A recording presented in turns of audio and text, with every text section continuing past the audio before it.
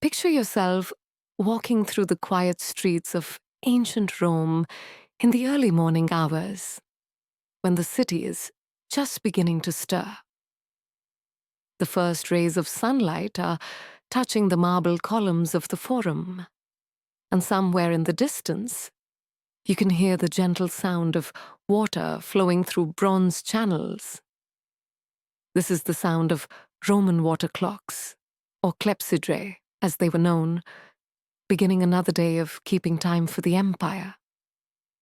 These remarkable devices were far more than simple timekeepers. They were intricate machines that required constant, careful attention from skilled craftsmen who understood the delicate balance between water, bronze, and precision.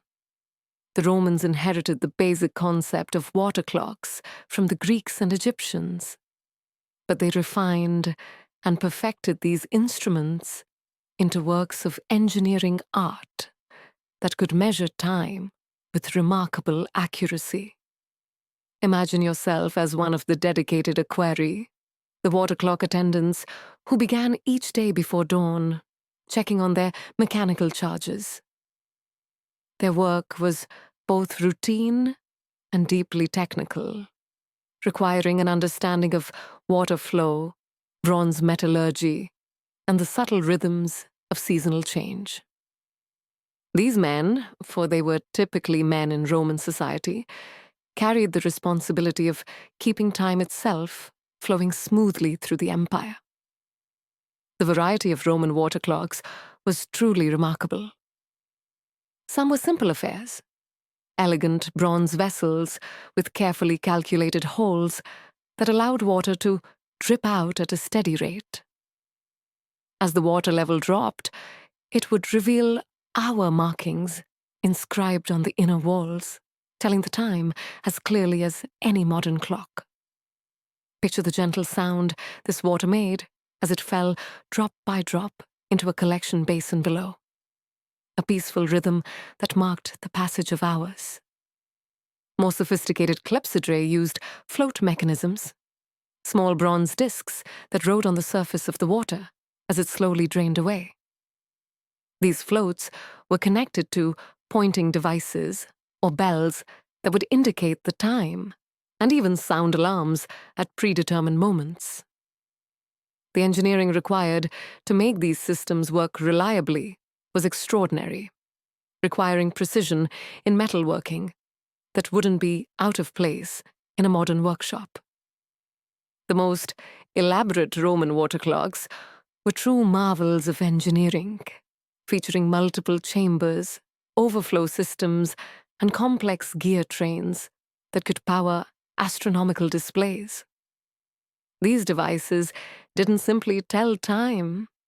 They recreated the movements of the sun, moon, and planets in miniature mechanical theaters.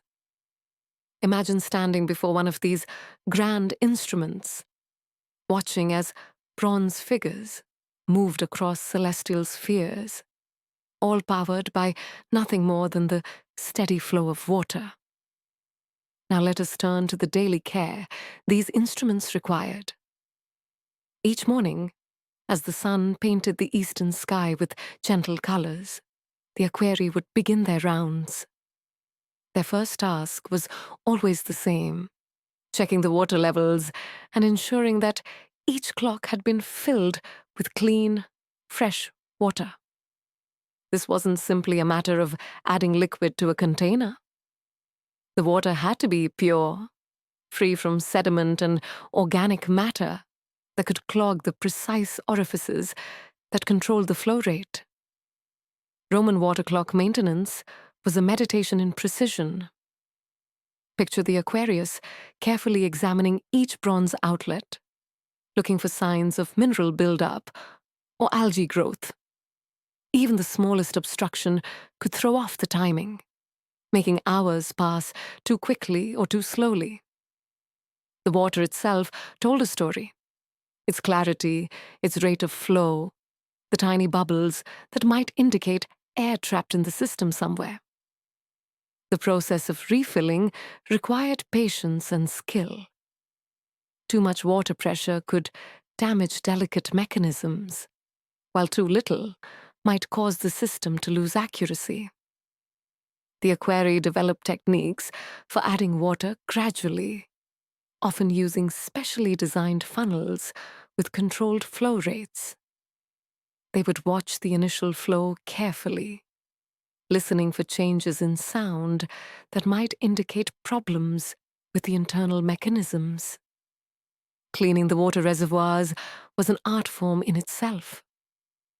The bronze vessels had to be drained completely, then scrubbed with soft cloths and natural cleaning agents.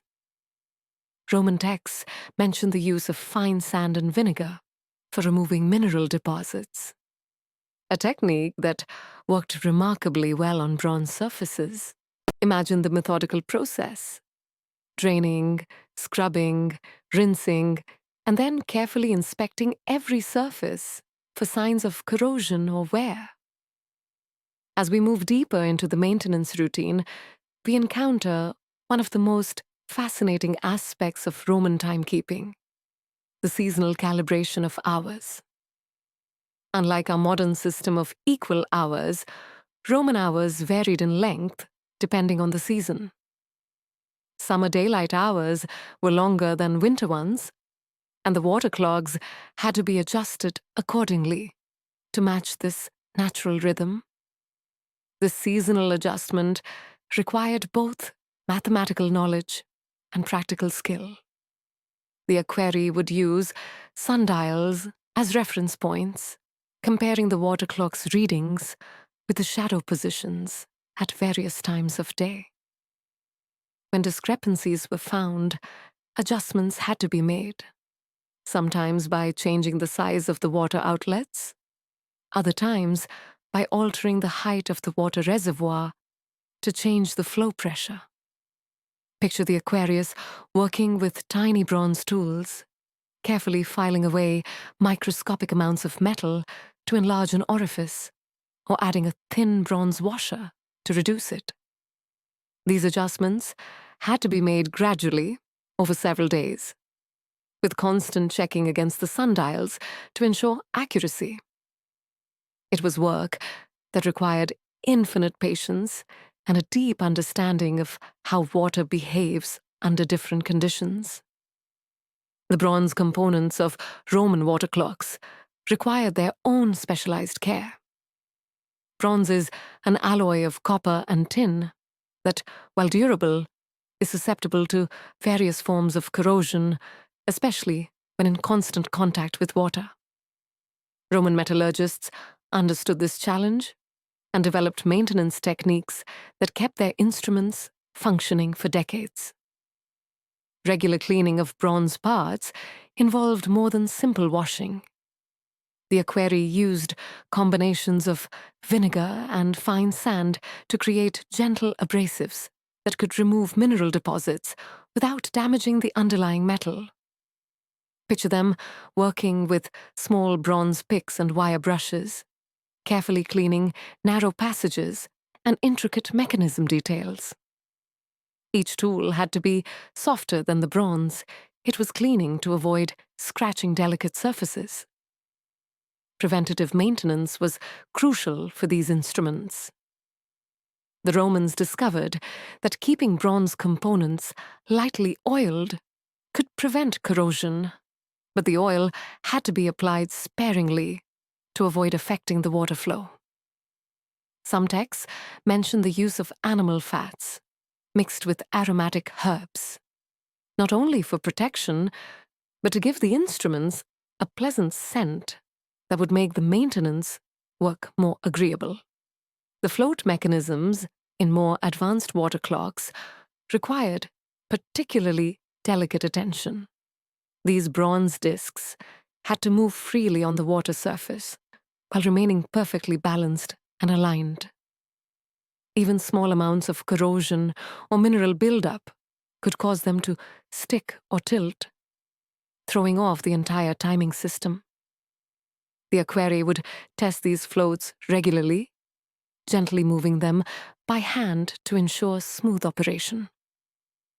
Moving to the precision work involved in escapement mechanisms, we enter the realm of true mechanical engineering.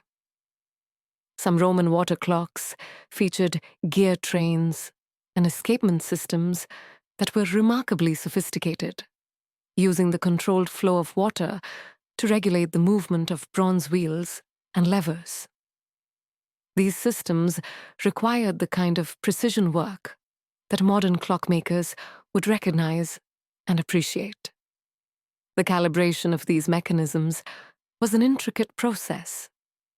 Each gear had to mesh perfectly with its neighbors, with just enough clearance to move freely, but not so much that the system would lose accuracy. Roman engineers used techniques that wouldn't be out of place in a modern machine shop. Careful filing, precision measurement, and constant testing under actual operating conditions. Imagine the concentration required to adjust one of these complex instruments. The Aquarius would have to consider not just the mechanical aspects, but also how temperature changes, humidity, and even the mineral content of the local water supply might affect performance. Each location might require slightly different calibrations. An experienced aquarii developed an intuitive understanding of their particular instruments, quirks, and characteristics. The difference between maintaining public and private water clocks was significant and reveals much about Roman society. Public clepsydrae, installed in forums and other civic spaces, were substantial instruments designed to serve entire communities. These clocks were built to last and featured robust construction with redundant systems to ensure reliability. Public water clocks had dedicated maintenance staff who were essentially civil servants, responsible for keeping community time accurate.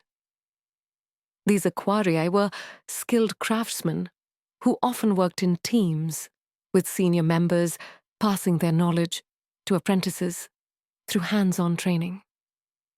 Picture them arriving each morning at the forum, carrying their specialized tools, and beginning a routine that had been refined over generations.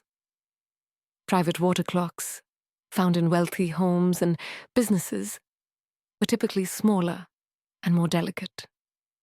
These instruments were often works of art as much as functional timepieces, featuring elaborate decorations and precious metal inlays. Their maintenance required a gentler touch and more frequent attention, as they weren't built with the same robust tolerances as their public counterparts. The tools used by Roman horologers were specialized instruments that reveal the sophisticated nature of their craft. Archaeological evidence has uncovered bronze picks of various sizes for cleaning narrow passages, weighted plumb lines for ensuring vertical alignment, and precision measuring devices for checking water flow rates. Each tool was designed for specific tasks and required skill to use effectively. Some of the most interesting tools were the flow rate calibrators, devices that could measure precisely how quickly water was passing through an orifice.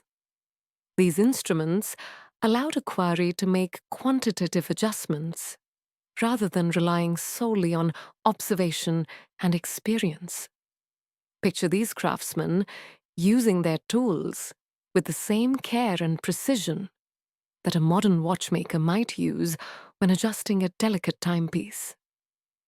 The materials used in maintenance were equally specialized. Different types of bronze required different cleaning approaches, and the aquarii maintained stocks of various abrasives, oils, and cleaning solutions. They also kept supplies of replacement parts, extra orifice plates, gaskets made from leather or organic materials, and spare float mechanisms for emergency repairs.